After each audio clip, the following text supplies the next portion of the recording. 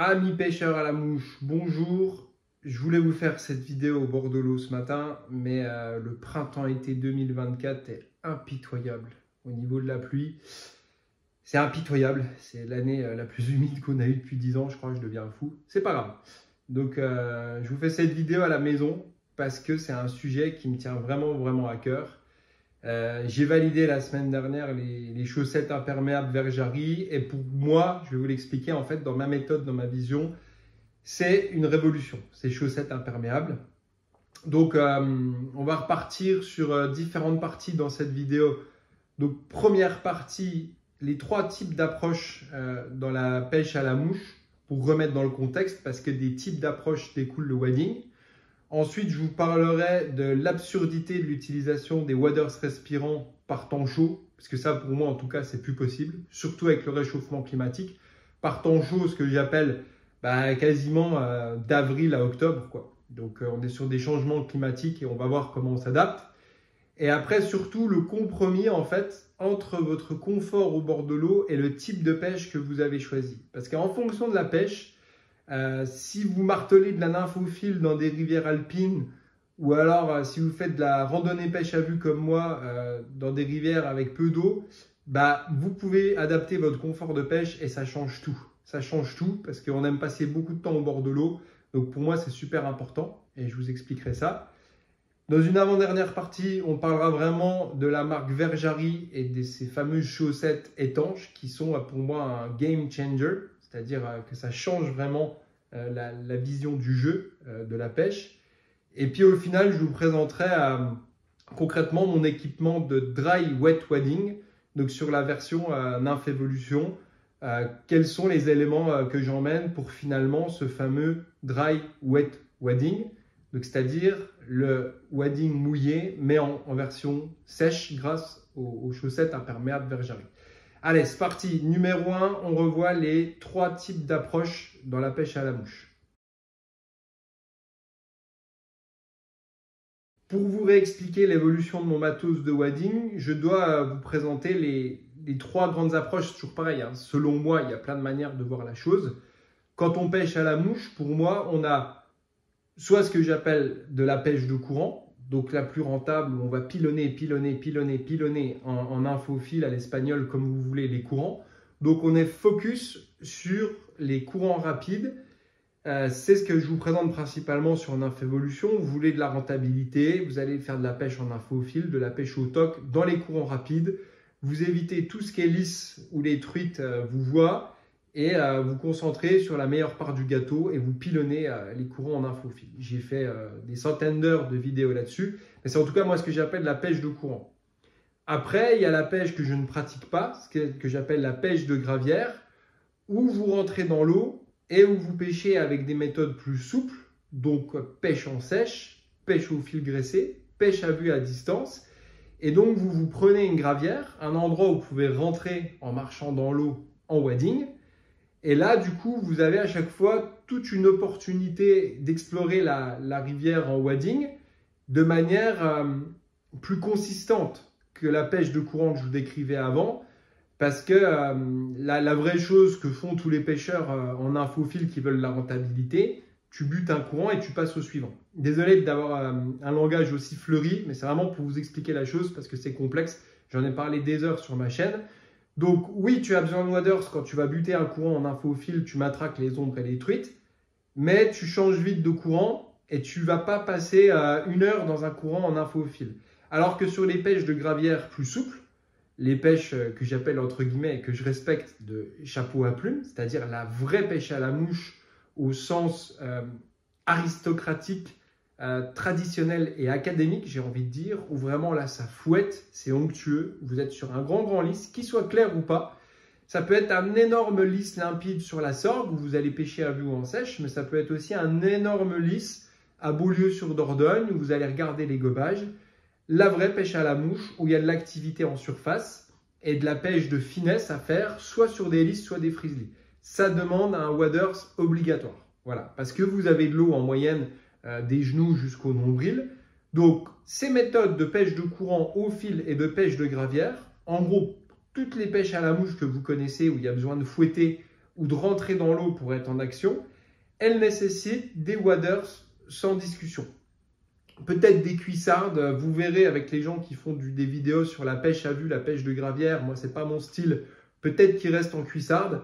J'ai du mal à y croire parce que dans les pêches de gravière, je pense qu'un waders respirant eau est plus adapté parce que parfois il faut aller chercher le poisson loin. Je pense aux gens qui pêchent en sèche sur la Dordogne. Si tu attaques les grands lys de la Dordogne en sèche avec des cuissardes, je pense que tu es limité. Je pense que par exemple, il faut aller chercher loin, même en fouettant, rentrer des fois dans l'eau jusqu'au niveau de la taille pour aller fouetter. Voilà, je ne connais plus cette pêche à lancer, à fouetter, toujours la même histoire de nymphe évolution, il n'y a plus de gobage, patati, patata, vous connaissez.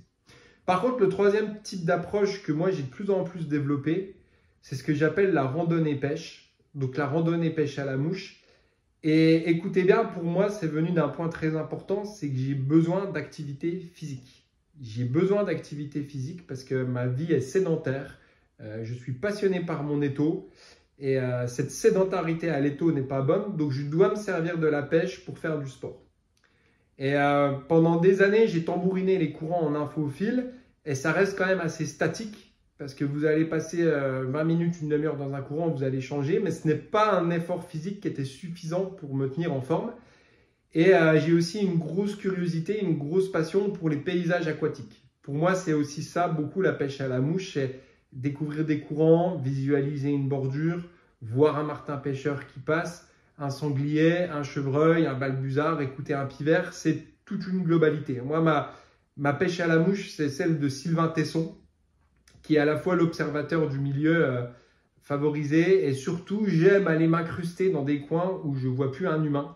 Donc, en fait, plus mon entreprise marche, plus Nymphe Evolution s'est mis à marcher et plus j'ai eu de travail sur Nymphe Evolution, plus j'ai voulu fuir les gens au bord de l'eau. Donc, je vous le dis honnêtement, j'ai une recherche de solitude régénératrice au bord de l'eau parce que moi, je me suis rendu compte qu'en fait, dans cette randonnée pêche, seul, je fais une méditation qui recharge mes batteries. Donc, j'ai complètement compris comment je fonctionne. Je dois recharger mes batteries au bord de l'eau et c'est pour ça que je m'excuse auprès des nombreux clients qui voudraient que j'aille pêcher avec eux. Mais je ne peux plus aller pêcher avec 3 nouvelles personnes par semaine parce que j'ai besoin de mon temps au bord de l'eau pour me recharger. Surtout depuis que j'ai un enfant, ça change la vie et ça mange aussi les batteries. Donc du coup, moi, ce troisième type d'approche de randonnée pêche, je l'aime de plus en plus. Également pour un autre point qu'il faut que je vous explique. Parce que quand j'ai commencé, j'avais une excitation de scorer, de prendre énormément de poissons et c'est normal. C'est normal quand on commence, on est chien fou, on est prépubère, on veut... prendre tout ce qui passe, tout ce qui a des nageoires, on veut engranger du poisson. Maintenant, 20 ans après beaucoup de voyages, après beaucoup de réussites, après, pour ma part, beaucoup de belles trucs, que ce soit en France ou à l'étranger, ce besoin de prendre du poisson, il s'est tassé vers une envie plus philosophique. Et c'est d'ailleurs pour ça que j'ai fait Nymphe Evolution, d'avoir un maximum de temps de pêche dans ma vie. Ça, pour moi, c'est le vrai secret, si vous voulez, c'est la ceinture noire du moucheur, qui a compris en fait que la pêche à la mouche, c'est le seul sport à espérance positive, c'est-à-dire que, attention, c'est horrible ce que je vais vous dire, plus tu vas à la pêche, plus tu seras bon. Je parle pour la pêche à vue, parce qu'à un moment, tu tomberas dans les conditions où les truites fario sortent. Donc, pour moi, ça, c'est pilier, et je me suis dit, écoute, je vais faire Nymphe Evolution avec un travail raisonné, avec un certain salaire et un certain temps passé. Et après, les parts de marché extra, moi, ça ne m'intéresse pas. Je reste avec mon salaire frugal et je veux passer du temps au bord de l'eau avec ma famille. J'ai vraiment décidé ça. Et donc, du coup, cette randonnée pêche, elle demande du temps. De partir 4, 5, 6 heures pour descendre dans les entrailles de la nature, trouver des coins où personne ne va, même si c'est des barbeaux ou qu'il y a une chance d'avoir une truite fario.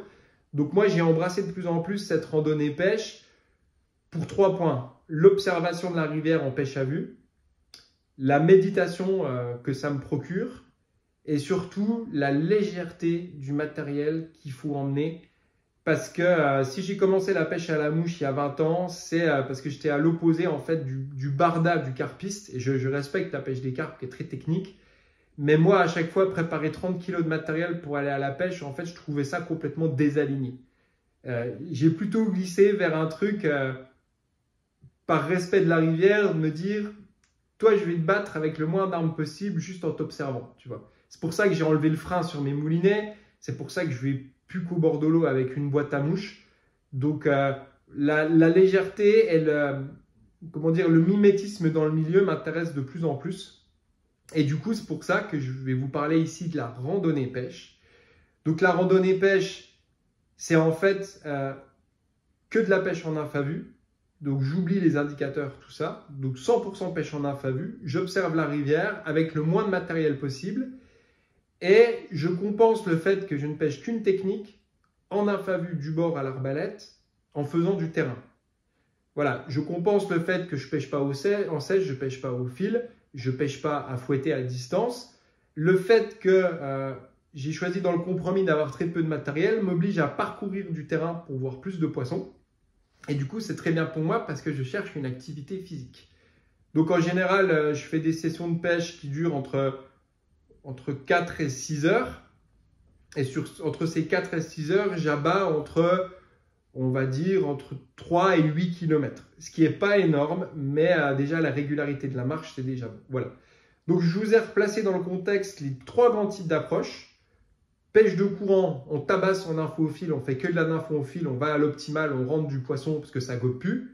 Pêche de gravière, tout ce que vous connaissez depuis 30 ans. Académique, historique, traditionnel, vous aimez fouetter, vous placez le lancer avant tout, le lancer, et toutes les autres discussions sont fermées. Pêche académique, la même depuis 30 ans, vous êtes content, vous lancez et vous êtes heureux avec votre lancer et grand bien vous fasse. Voilà. Et moi, tous ces trucs de le lancer, je vois pas la pêche à la mouche comme ça. Je vois ça comme un monde beaucoup plus vaste, avec surtout de l'observation et de la méditation. Donc moi, j'ai glissé vers la randonnée pêche, on rentre très peu dans l'eau et on pêche du bord à l'arbalète avec juste une canne et une boîte de nymphe. Voilà. Comme ça, vous avez mes 3 grands types d'approches à moi. Alors, il y a des autres approches qui existent. Certains pêcheurs font les hommes orchestres, ils vont avec 2 cannes au bord de l'eau, avec des gilets, avec 48 couches comme ça. Mais je vous le dis, globalement, la tendance est à la minimalisation. On le voit, on a passé à un pic d'abondance dans les années 2000 avec des tonnes de saloperies super produites en Chine qui vous ont inondé de quantité de matériel. Et les gens maintenant reviennent à la nature et se disent « Ah ouais, ok, moi je vais avoir qu'une canne. Par contre, ça va être une putain de canne, une Nymph Evolution ou une Thomas & Thomas ou une Loomis qui coûte 1000 balles. Mais par contre, j'aurai qu'une canne. » Le fagot de canne, en fait, c'est juste du consumérisme qui sert à rien. Ah ouais, non, moi, les 32 boîtes de nymphes, je vous l'ai déjà fait, c'est pas pour moi. Une boîte d'émergente, une boîte de palareta, une boîte de noyer, une boîte de javi, une boîte de perdigone, une boîte de céramique, une boîte de Feuzentail, une boîte de gamard, une boîte de chironome. Bon, je m'arrête parce que je peux faire ça pendant 1000 ans. Non, moi, je vais revenir à une quarantaine de nymphes par jour, à l'essentiel de la rivière, et je vais observer. Je vais connaître ma rivière, gamard, éphémère, trichoptère, voilà.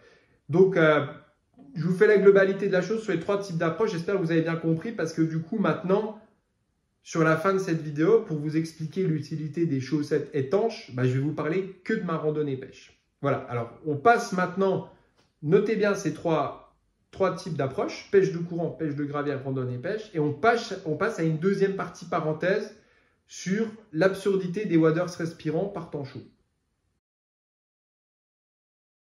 Donc vous avez compris que j'ai de plus en plus évolué vers une randonnée pêche avec une paire de kilomètres par jour en pêchant quasiment que du bord. Et c'est là que c'est important, quasiment que du bord. Et avec ces dernières années de réchauffement climatique, de mars, voire de février à octobre, sur la grande saison de la première catégorie, ton waders respirant, quand il fait en moyenne 18 degrés dehors, ça te tue, quoi. Ça te tue. Quand tu marches, que tu fais de la randonnée pêche, c'est en fait une ineptie. Parce que tu as un effet étuve qui est fort, tu transpires de l'intérieur, tu baignes dans ta propre crasse. Donc à un moment, c'est devenu dingue, à tel point que je vous le dis, moi en Suède, j'ai fait 10 jours dans mes waders, j'ai chopé un champignon à l'orteil. Et voilà le point de bascule que je me suis dit, non, Stan, il faut adapter tout ça. Et donc, dès le mois d'avril où tu peux rester avec, par exemple, un pantalon au bord de l'eau et un pull, voire un t-shirt, je me suis dit, c'est vraiment une ineptie, ces waders. En plus, ça coûte quand même un budget, on l'a vu dans une autre vidéo. Et je me suis dit, à un moment, c'est pas possible d'avoir cette salopette, il faut que j'essaye des choses. Donc, j'ai fait comme tout le monde, j'ai fait comme tous les Néo-Zélandais. À un moment, tu passes à autre chose, donc tu essayes les pantalons de pêche bah, c'est pareil, hein, le pantalon de pêche qui s'arrête au niveau de la taille, c'est la même merde, ça sue, ça crève une fois sur deux, tu as toujours des micro-fuites, donc à un moment, quitte à avoir des fuites, vaut mieux être en wet wadding, comme ils font en Nouvelle-Zélande. Bah, tu mets des chaussettes coton, des chaussures de randonnée de pêche, ton pantalon, et puis t'es comme un chat mouillé, et puis c'est insupportable aussi, quoi. Donc j'étais dans un entre-deux, et je me suis dit, ça commence vraiment à m'emmerder cette histoire, parce que je trouve pas quelque chose qui me convient pour faire ma randonnée pêche, et rentrer très peu dans l'eau. C'est-à-dire que mes grands waders respirants me servaient juste à aller dans l'eau jusqu'aux genoux. Donc notez bien cette limite, j'allais dans ma randonnée pêche, je vais à l'eau jusqu'aux genoux. Et en fait, j'avais tous ces waders pour rien, au final. Alors oui, ça me protégeait des orties, certes. Donc je me suis dit, bah, il va falloir, mon gars, trouver un compromis entre ton confort et ton type de pêche, parce que ta grande salopette de waders, en fait, t'es pas bien dedans. T'as chaud, quand tu fais tes 2-3 km, tu changes de poste, tu regardes, tu pêches, tu changes de poste, ça chauffe, ça fait l'étuve. Enfin, t'es comme un beignet chinois dans une étuve, là-dedans, c'est plus possible, c'est insupportable, quoi. Et c'est là qu'on passe à la troisième partie, dans le compromis entre le confort et le type de pêche.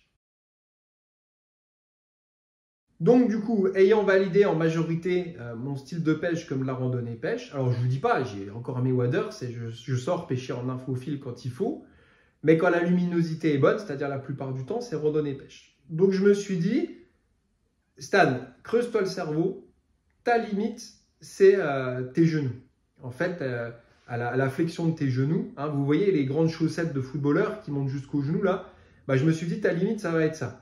Donc, va voir chercher dans les combinaisons de plongée s'il n'y a pas des grandes chaussettes de plongée ou une combinaison de plongée que tu peux couper. Parce que d'avoir les chaussettes en coton mouillé, et le pire, c'est pas qu'elles soient mouillées, c'est que tu as ton pantalon qui traîne sur tes chaussettes, mais c'est infâme. Cette sensation d'avoir le pantalon qui tape les chaussettes mouillées, c'était infâme. Et je me suis dit, écoute, va chercher, réfléchis, tu as un budget, mets quelque chose, cherche et tout. Et j'ai glissé vers le côté du running. Et en fait, ce que j'ai trouvé, eh ben, c'est la quatrième partie. En fait, c'est cette marque Verjari qui fait des chaussettes, tenez-vous bien, étanches. Et donc, du coup, je tombe là-dessus. Le seul produit chaussettes étanches du marché, tout ça, bon, au début, j'en ai essayé des tonnes, des trucs. Je me dis, ouais, ils sont sympas, machin étanche, c'est encore du pipeau. C'est comme les waders, hein, tu y vas 3 fois et ça suinte. Donc, je regarde des vidéos sur Internet. Un mec qui fait du trail, là, du running, il passe dans des flaques d'eau, au moins 15 fois, mais bien, hein, il passe dans des flaques d'eau, ça éclabousse, c'est tout. Et il fait le test à la maison, il enlève la chaussette et il dit, non, bah écoutez, franchement, je ne suis pas payé par Verjari, je vous fais le test, voilà, vraiment, c'est étanche, c'est pas de la connerie. Bon, là, je me dis, j'essaye. Mais, à l'inverse de tous mes copains qui sont malheureusement tout le temps en train de, je ne veux pas être méchant, mais gratter le budget pour ne pas aboutir à quelque chose d'efficace, moi j'ai commandé le haut de gamme le plus cher, c'est-à-dire les chaussettes à 50 € qui montent à l'encolure du genou, comme les footballeurs. Donc ça, apparemment, si c'était imperméable, ça te laisserait une marge jusqu'à la hauteur du genou, jusqu'à l'encolure, pour pouvoir faire du mini wadding. Vous m'avez compris. Et là, on ouvrirait un nouveau paradigme, une nouvelle vision du wadding qui t'offrirait de la légèreté, c'est-à-dire limite en pantalon de ville avec des chaussettes étanches en dessous. Et je me dis, là, il faut essayer. Donc, je commande ces chaussettes, parce que la plupart de mes copains ont une réflexion qui m'énerve, c'est d'acheter les chaussettes moins chères qui vont jusqu'au mollet et de se dire, ouais, mais si l'eau, elle passe au-dessus, elle ne rentrera pas. Non, je pense que ça, c'est vraiment idiot de penser comme ça, parce que si tu mets les chaussettes jusqu'au mollet, tu fais du wadding jusqu'au genou, ton produit technique, la Verjari, il n'est pas fait pour que la surverse d'eau, elle ne rentre pas dans tes chaussettes. Tu mets le budget, tu prends les chaussettes à 50 € et tu fais du wadding plus loin. Voilà, enfin, désolé, moi c'est comme ça que je vois les choses quand j'essaye sur des petits projets. Alors c'est des petits projets à 60 € avec les frais de port, donc j'essaye. Et du coup, eh ben, la semaine dernière, je m'équipe avec donc un pantalon de merde. On parlera après du pantalon technique. Un pantalon pourri, ses chaussettes étanches et des bonnes chaussures de randonnée. Et ben, je vais faire ma petite pêche. Donc, j'ai calculé sur une demi-heure de marche, une demi-heure de wading dans l'eau. Donc vous m'avez compris, mini wading jusqu'à l'encolure des genoux. Mais ça te laisse déjà, en pêche à vue, une latitude de fou, quoi. Quand tu peux marcher dans l'eau en étant sec jusqu'à l'encolure des genoux, c'est fantastique. Eh ben, je vous donne tout de suite en live la vidéo de retour sur le parking. Voilà. Test Verjari, 30 minutes de wading, 30 minutes de marche. Voilà, honnêtement. Alors désolé, mes pieds sont pas beaux. Honnêtement, c'est super honorable. Honnêtement, c'est super honorable. C'est ouf, c'est assez ouf. 30 minutes de wading, 30 minutes de marche. Honnêtement, franchement, il n'y a pas d'effet étuve. C'est non, c'est ma propre transpiration. C'est franchement un truc de ouf. J'avoue que là, non, franchement pour moi, impressionnant. Impressionnant. Non, là je sens bien le vent dans les pieds. En plus, franchement, non, impressionnant. Ouais, on est sur 5 heures de pêche, 30 minutes de wading, 30 minutes de marche. Non, franchement, pour moi validé, quoi. Comme je vous le dis dans la vidéo, moi non plus je ne suis pas payé par Verjari, ne vous inquiétez pas. Et ben effectivement, tu as une sensation de sec qui est assez bluffante. Et en fait, tu vois bien, moi je vois bien quand j'enlève mes chaussettes que c'est ma propre transpiration. Et ce qui est top, parce que j'en ai parlé avec des gens qui font du running et toute la course intense, tu vois, qui transpirent, ils me disaient ouais mais Verjari c'est marketing parce que il y a l'effet étuve. Je dis ouais, je comprends, hein, quand tu fais un marathon, tu cours 30 km avec des chaussettes étanches, il y a moyen que ta transpiration elle fasse de l'étuve. Et c'est là qu'on a une chance énorme, parce que dans le loisir de la pêche à la mouche, du coup Verjari, c'est pas très bon pour ceux qui courent 50 km, parce qu'il y a beaucoup de transpiration, mais dans une randonnée pêche, on utilise les chaussettes Verjari à 10%. Qu'en fait, tu produis très peu de transpiration sur une randonnée pêche, et en plus, le méga bonus, c'est que tu te réfrigères dans l'eau, donc moins de transpiration. Donc en fait, la boucle est bouclée et c'est fantastique. Tu peux faire quasiment 20 km de randonnée pêche en une journée. Si tu réfrigères tes pieds dans l'eau, tu seras sec à la fin de la journée, dans des chaussures de randonnée, avec un pantalon super léger. Enfin, tu peux limite débarquer au repas de famille après en dimanché. Tu es d'une légèreté, mais là, enfin, pour moi, ça change la vie comparé à, excusez-moi, ce putain de waders respirant qui est chaud. Enfin, t'es bouffant là-dedans, t'es bouffi, c'est insupportable. Quand tu marches, c'est insupportable par temps chaud, le waders respirant. Et donc, du coup, bah, quand je suis revenu de ma partie de pêche sur le parking, bah, je me suis dit, putain, mais là ça va être une saison. Parce qu'en fait, t'es comme si t'allais au repas de famille, quoi. T'es comme, sauf que t'as des chaussures de randonnée, mais t'as pantalon léger, chaussettes imperméables invisibles qui font quasiment l'épaisseur de chaussettes normales, qui montent jusqu'aux genoux. Donc, ça t'offre du wading en randonnée pêche jusqu'à l'encolure des genoux, ce qui n'est pas rien, je vous le répète. Donc, vous pouvez approcher des poissons un peu plus à distance, notamment les ombres sur les petites gravières. Ça te permet quelques pas en avant pour mieux pratiquer ton arbalète et ton proxy. Tu peux également passer dans les flaques, passer dans la boue, passer un gué. Voilà, enfin, ça t'offre plein de terrain quand tu peux passer un gué en ayant les pieds secs. Et la vraie tuerie, je vous le dis, le vrai bon point qui te fait rêver. Donc la semaine dernière, j'essaye pour la première fois ces chaussettes. Donc je marche dans l'eau, je sens bien que tout est mouillé, mais que je suis sec à l'intérieur. Vous voyez, c'est vachement intéressant. Et en revenant, je marche et je me dis, putain, quel bonheur. Parce qu'en fait, que ce soit les waders ou un pantalon mouillé, tu as toujours cette lourdeur du tissu mouillé qui t'appuie sur les jambes et c'est insupportable. En fait, c'est insupportable. Parce que tu as l'eau qui se concentre sur ton waders ou tes pantalons mouillés au niveau des mollets et ça te colle comme de la glu et c'est insupportable. Et ben devinez quoi? Les chaussettes Verjari, comme elles sont étanches et assez épaisses, et ben jusqu'aux genoux, vous ne sentez pas ce putain de pantalon mouillé. Et comme tu as fait du wading jusqu'aux genoux, tu n'as pas de l'eau plus haut, soit tu es tout sec au-dessus ou soit tu sens rien en bas. C'est-à-dire que tu es normal au sec. Enfin, voilà, j'ai un copain qui les utilise aussi, lui, dans les waders en hiver pour rester étanche. Donc, vous pouvez aussi utiliser les Verjari sous les waders. Bon, ça, c'est quand il fait chaud, parce que sinon, ça chauffe. Mais en fait, ça te fait une couche d'imperméabilité et de confort qui est... c'est royal, quoi. C'est royal. Et donc, moi, je suis super content parce qu'on arrive au début de la saison et je me suis rééquipé. Je vais vous décrire après, mais je peux pas être plus léger. Je peux pas être plus léger. Et ce qui est un truc de fou, c'est quand même parfois maintenant, je vais pêcher sans épuisette sur certaines pêches. Hein. Pas quand c'est les grosses truites, mais quand c'est les barbeaux et les ombres, donc j'ai plus d'épuisette.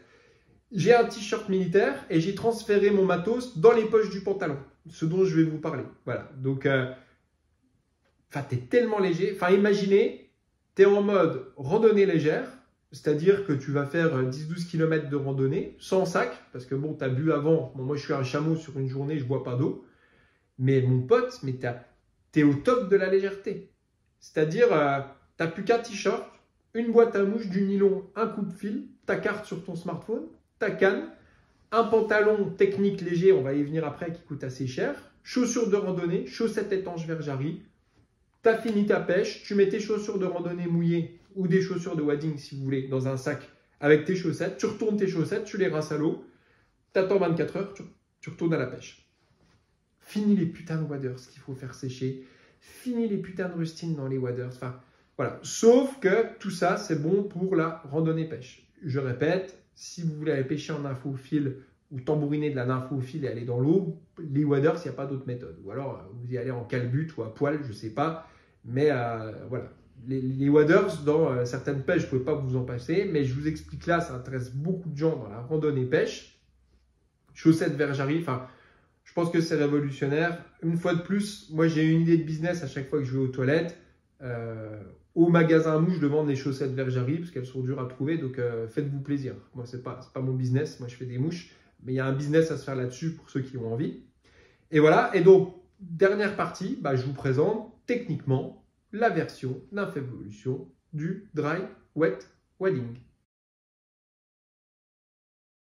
Maintenant que vous avez tout compris, le compromis, l'approche, comment ça se passe, la légèreté, je vais vous décrire techniquement, un à un, les éléments que j'emmène au bord de l'eau. Donc, on va repartir de haut en bas. Donc, la casquette. Un t-shirt, maintenant je prends des t-shirts militaires, pareil Soloniac, la marque de chasse. T-shirt militaire, manche longue ou manche courte, en fonction. Je mets une accroche épuisette dans le t-shirt que j'accroche avec un serflex ou avec une certaine méthode pour avoir l'accroche épuisette dans le t-shirt. Certaines pêches, je prends les épuisettes, certaines pêches, je ne prends pas. Quand c'est des grosses truites, je prends l'épuisette. Pour tout le reste, les ombres, les barbeaux, les arcs, les chevennes, je ne prends pas. Et ensuite, le pantalon. Alors, c'est là que c'est technique. Notez bien. Parce que, du coup, moi, comme je vais pêcher en chaleur, j'ai transféré le portage de ma boîte de nymphe, de mon fil et de mon coupe-fil dans le pantalon. Donc, il me fallait un pantalon technique avec des poches, mais surtout assez épais pour résister aux orties, aux ronces, aux aubépines, à tous ces trucs-là. Et donc, en fait, dans le milieu de la chasse, vous verrez, il y a plein de pantalons de ce style. Ça va du premier prix à 30 balles jusqu'au pantalon technique à 200 €. Donc, c'est super intéressant, notamment la marque Soloniac. Et moi, j'en ai choisi un que je vous mets ici en photo avec seulement une poche, une grosse poche et deux petites poches. J'ai pas besoin de plus. Je crois qu'il coûte 60 €. C'est un Soloniac, je ne sais plus la référence. Et du coup, tip top parce que tu sens pas les orties à travers. Et il a des petites tirettes en bas pour mieux sécher quand il est mouillé. Donc, parfait. Les chaussettes Verjari, donc les XL, je vous les mets en photo ici, je ne sais pas exactement la référence, mais c'est les seules qui existent, les plus hautes, qui montent jusqu'à l'encolure des genoux. Et puis des chaussures de randonnée lambda, à vous de choisir, ou alors des chaussures de wading. Je ne suis pas bon sur cette discussion parce que moi, dans cette randonnée pêche, vu que je marche la plupart du temps sur la berge, je prends des chaussures de randonnée que je mouille et qui sèchent. Voilà, donc là, à vous de choisir. Donc, on ne peut pas faire plus simple. Et là, vous êtes, mais royal au bar, parce qu'avec des chaussures de randonnée bien lacées, avec des chaussettes étanches, putain, dommage qu'il pleut aujourd'hui, parce que je me rêverais déjà au bord de l'eau à me faire 10-12 km de berge, à me régaler. Et tu bouges, tu fais de l'activité physique, tu restes pas en statique, en sédentaire, tu pêches à vue, tu vois du spot, tu vois du radier, tu vois du lisse, tu vois de la truite en poste, tu vois des ombres qui nymphent, tu vois des barbeaux, tu vois des chevennes, tu vois une arc-en-ciel par-ci par-là. Donc, randonnée pêche à vue, un régal. Voilà, je vous ai décrit tous les éléments de mon dry wet wading, donc le wet wading sec. Et voilà, j'espère que ça va en aider beaucoup d'entre vous. Parce que pour moi, franchement, c'est le top. Enfin, je suis comme un gamin quand je découvre ça. Et ça va être parti pour une belle saison dans un confort le plus total. Donc je vais me régaler. Voilà, donc chaussettes Verjari, pantalon de chasse Solognac. Et puis après, sur le haut, sur le bas, vous faites comme vous voulez. Voilà, c'était pour vous présenter un peu ma révolution du dry wet wading. J'espère que ça va aider pas mal de monde. Je vous laisse là-dessus. J'ai des commandes en cours. Je vais retourner à l'atelier et puis poster mes petites commandes. Et puis j'espère que le soleil va bientôt arriver pour tout le monde en France parce qu'on a envie d'aller au soleil au bord de l'eau. Allez, je vous dis bonne pêche à vous et à bientôt.